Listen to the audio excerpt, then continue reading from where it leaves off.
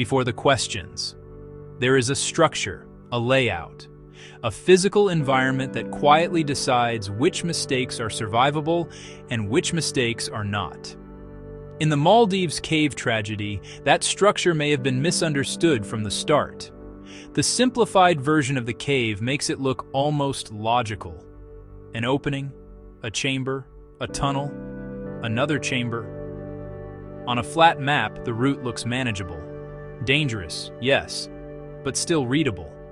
A person looking at a basic two-dimensional map might think, go in, stay oriented, turn around and come out the same way. But caves do not behave like drawings. A flat map removes the things that matter most underwater. Depth, slope, visibility, body position, light angle, distance perception, sediment, stress, gas use, and the terrifying fact that a passage that looks obvious on paper can disappear completely once the water turns cloudy. That is why the missing scale matters. If a map does not show exact distance, exact elevation, exact tunnel angle, and exact side passages, then the map can become more dangerous than no map at all, because it gives confidence without giving reality. And confidence underwater is not harmless. Confidence changes decisions. A diver who believes the cave is simple may go farther. A group that believes the route is known may delay the turnaround. A guide who believes he has done it before may underestimate what changes when 5 divers enter instead of 1 or 2. A visitor who sees others moving, this must be the way. That is how a map becomes part of a disaster chain. Not because paper kills you, but because a simple picture can create a simple expectation. And a simple expectation inside a complex cave can be now once we get a place into a mysterious cave, it's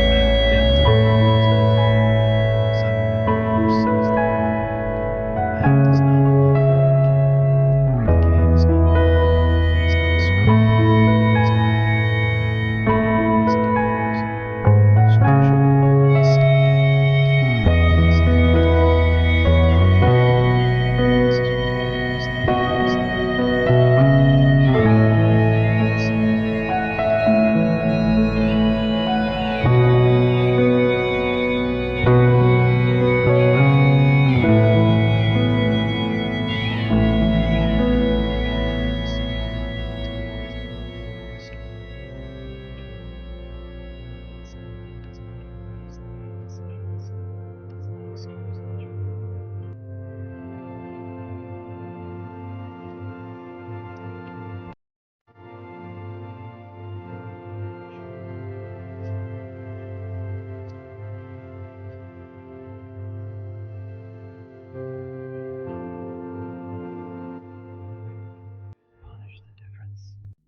Chapter 2.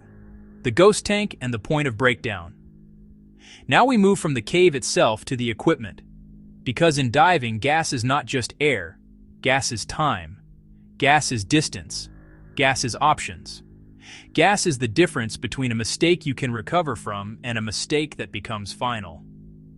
One of the most discussed details in this case is the extra tank, the so-called ghost tank. The idea is that the guide may have been carrying an additional cylinder, possibly intended for decompression or emergency support. To a viewer, that may sound reassuring. An extra tank means extra safety, but in an overhead cave, that is not automatically true. An extra tank carried by one diver is not the same thing as a gas plan for the whole group. It is not the same as each diver having redundant breathing systems. It is not the same as a properly staged exit plan. It is not the same as a team carrying enough gas to get every person out from the deepest point after a failure. And it is absolutely not the same as permission to go farther. This is where the ghost tank becomes psychologically dangerous. Because the tank may have changed the math in people's minds. Not the real math, the mental math, the emotional math. The group may have thought, there is backup. The guide has extra gas. This is still controlled. We are not really pushing it. We are just taking a quick look.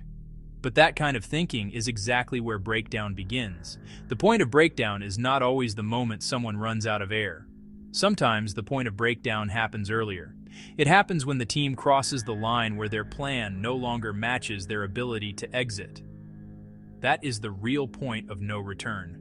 Not a dramatic line painted on the cave wall. A mathematical line. A gas line. A visibility line. A navigation line. A line where the dive still feels okay, but the exit is no longer guaranteed. In the visual, show the guide's gear configuration. The standard divers have their basic equipment. The guide has the extra cylinder. Now place a red line inside the tunnel. Call it the point of breakdown. Not the place where they died. The place where the original plan may have stopped being recoverable. That distinction matters. By the time people are lost in a cave, the disaster is already mature. The real question is, where did the disaster begin? Was it at the boat? At the descent? At the cave mouth? At the entrance to Chamber 1? At the connecting tunnel? At the moment they passed the last point where a simple turnaround would have worked? The ghost tank matters because it may have allowed the group to cross one more invisible line, one more minute, one more passage, one more chamber, one more look. And in a cave, one more can be deadly. The cruel truth is this: extra gas can increase safety only when it is part of a disciplined plan, but extra gas can increase danger when it becomes a reason to stretch the dive. A backup that encourages risk is no longer just a backup, it becomes a confidence trap. Chapter 3. The silt-out simulation. Now we enter the physical trap. This is the part many viewers understand emotionally, but not technically. They ask, how could they miss the exit? How could experienced people not just turn around? How could a cave opening disappear? The answer is silt. In clear water, a cave can look navigable. You can see the entrance behind you, you can see the light beam, you can see the floor, ceiling, and walls. You can believe that if anything goes wrong, you will simply turn around and follow the same route out. But that belief depends on one condition: visibility. And visibility inside a cave can vanish in seconds, especially when multiple divers enter a confined space. 5 divers do not move through a cave like one diver. 5 divers create more fin wash, more bubbles, more movement, more contact risk, more stress, more chance that someone kicks the bottom, touches a wall, or disturbs sediment that has been resting for years. At first, the silt cloud is small, a little disturbance near the bottom. Then it rises. The next diver swims through it. Fins push it outward. The tunnel narrows. Lights reflect back off the particles. The clean archway behind them becomes a gray shape. Then a shadow. Then nothing. In a complete silt-out, the cave does not become darker. It becomes blank. The beam of your torch no longer shows the way. It bounces off particles in front of your mask. You can be inches from the correct exit and still not see it. That is why a fixed guideline matters. A line is not decoration. A line is not optional. In a cave, the line is the exit when the cave disappears. Without a line, you are trusting vision. And vision is one of the first things the cave can take away. For the key visual, start with a clean view of the cave. Show the entrance behind the divers. Show the route. Show how obvious everything looks. Then introduce the particle effect. At first it seems manageable. Then the cloud expands. One diver's fin kick adds more. Another diver turns. Another diver corrects position. The water fills. The exit vanishes. The tunnel that looked readable on the map becomes a wall of floating sediment. This is where the audience begins to understand the horror. The map may have told them where the exit was. Their memory may have told them where the exit was, but their eyes could no longer confirm it. And at depth, under stress, with gas dropping and narcosis affecting judgment, memory becomes unreliable. A diver may turn the wrong way, another may follow. Someone may believe a glow or pale shape ahead is the way out. Someone else may not be able to communicate clearly. The group may stop behaving like one team and start behaving like 5 separate emergencies. That is how a cave becomes a trap, not by locking a door, but by removing the clues that tell the human brain where safety is. Chapter 4. The Sandbank Illusion. Chamber 3. This is the most haunting possibility in the entire reconstruction. Why did they keep going deeper? Why would divers move toward a dead end instead of back toward the entrance? One answer may be panic, another may be confusion, another may be silt, but there is also the possibility of illusion, a false light, a pale sandbank, a reflective area that looked, in the wrong conditions, like an exit. Underwater light can deceive you. A torch beam does not behave like sunlight. Inside a cave, light strikes walls, sand, particles, and angles. A pale sand slope can glow. A lighter patch can look like open water. A reflection can create the feeling of space. And when a diver is stressed, low on options, and desperate for an exit, the brain may interpret that brightness as hope. That is the danger of the sandbank illusion. It may not have been a random wrong turn. It may have looked like the right turn. Imagine being inside Chamber 2. Visibility is degraded. The obvious way back is no longer obvious. The group is under pressure. Gas is falling. Then someone sees a lighter area ahead, a pale shape, something that feels like it could be the way out. A diver moves toward it. Another follows. Now the group is not returning to safety. They are being pulled into the wrong passage by the appearance of safety. That is what makes this theory so chilling. The cave may not have hidden the exit by darkness alone. It may have offered a false exit, a visual lure, a sandbank that reflected torchlight just enough to look like open water or a brighter passage. And if that false cue led them into the dead-end death tunnel, then the tragedy becomes even more understandable and more terrifying. Because they may have been trying to escape. They may have believed they were swimming toward the way out. The visual here is powerful. Show Chamber 2 in the 3D model. Dark walls, suspended silt, torch beams cutting through the water. Then show the pale sandbank at the end of the wrong passage. Add the glow. From one angle, it looks like nothing. From the diver's angle, under stress, it looks like a possible exit. False light. Sandbank illusion. Wrong passage. Death tunnel. This is where the viewer realizes that a cave disaster is not always about people refusing to turn around. Sometimes they are turning toward what they think is survival, and that is the cruelest part. The more desperate they became to find the exit, the more likely they may have been to chase the wrong visual clue. In the open ocean, light usually means up. In a cave, light can lie. Chapter 5. The Recovery Path. The Final Truth. After the dive failed, the cave became a crime scene, a recovery site, and a question mark. The people on the surface needed answers. Families needed closure. Authorities needed to understand the path. And divers had to enter the same environment that had already claimed lives. This is where the reconstruction becomes more than theory. The recovery path gives us the final shape of the disaster.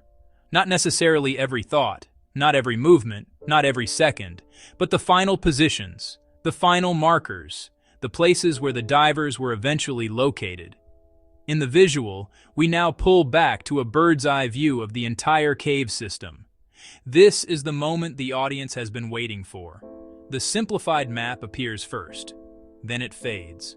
The 3D cave remains. Entrance. Chamber 1. Connecting tunnel. Chamber 2. Possible false passage. Death tunnel. Final markers. Each marker appears slowly. Not as spectacle, as closure. Because this is where the technical story becomes human again. Every marker represents a person. Every position represents the end of a decision chain. Every dot on the map is a family's worst day. This is also where the official-looking flat map fails completely. Because the flat map cannot carry the emotional weight of the cave. It cannot show how a wrong passage becomes believable. It cannot show how silt changes a chamber. It cannot show how an extra tank may affect confidence. It cannot show how depth changes thinking. It cannot show how a team becomes trapped by a place they thought they understood. The final view should make one thing clear. This was not one mistake. It was a system of mistakes interacting with a system of hazards.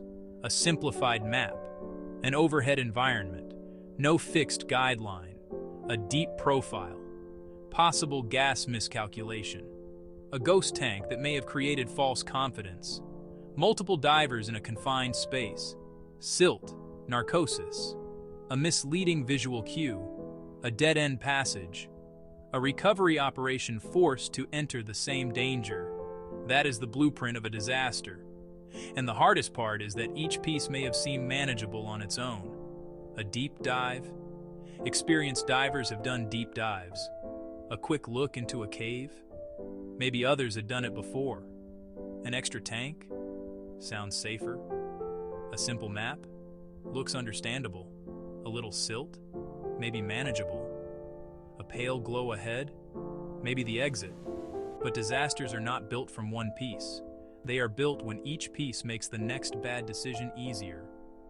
The map makes the cave look simpler. The guide's confidence makes the group feel safer. The extra tank makes the margin feel bigger. The first chamber makes the second chamber feel reachable. The tunnel makes the dead end feel like a route. The silt hides the exit. The sandbank offers a false answer. And by the time the group realizes the cave is not the cave they imagined, the route back may already be gone. That is why this case haunts people, because it feels like a puzzle, but it is not just a puzzle.